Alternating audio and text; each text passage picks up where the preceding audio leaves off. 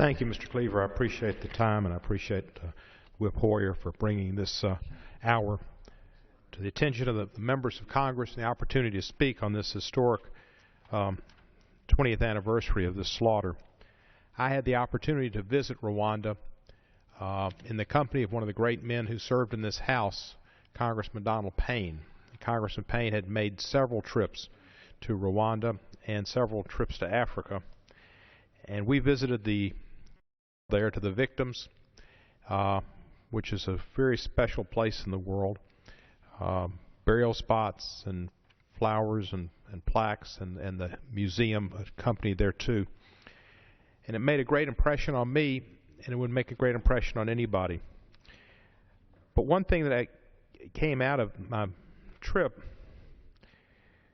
was my realization that today in Rwanda, the Hutus and the Tutsis get along, and that what was horrific 20 years ago in one of the most horrific ethnic cleansings, or attempts at ethnic cleansings, and hate, atrocities, murders, over time the Rwandan people have overcome that.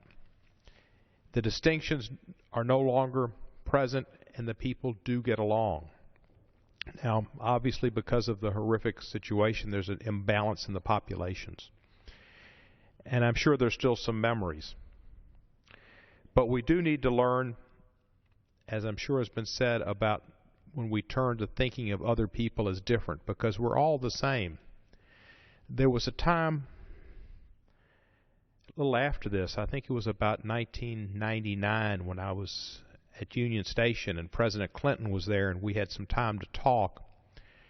And he related how the Human Genome Project that Dr. Francis Collins, now the head of the NIH, was heading up, and how that we're all 99.96% the same, and we are. And he mentioned the Hutus and the Tutsis, and how they were just so alike, but that the minor differences that were visible caused them to have this awful, horrific genocide. It pained President Clinton, and Hoyer mentioned that this is something he's brought up before, that it was a mistake while he was president not to intervene. It was right after the difficulty that we had in Mogadishu with the helicopter and the way the American soldiers were killed and horrifically treated in the streets of Mogadishu by the Somalian groups there. And there was a reticence to get involved in another situation in Africa. And it's a tight line sometimes to determine when you go in and when you don't. Well, the president made a mistake there, and he's admitted it over the years. And as we look at other situations that might present themselves to us as members of Congress, we have to realize the United States of America has a special place in the world.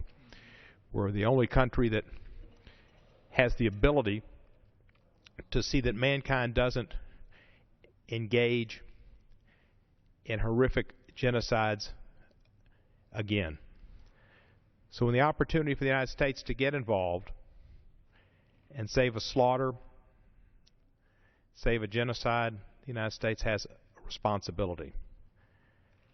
And as much as it's difficult after the wars in Iraq and Afghanistan to commit our troops to action, when situations like Rwanda present themselves, it will be incumbent upon us, I think, to support whoever be the president in taking the proper action to preserve humanity.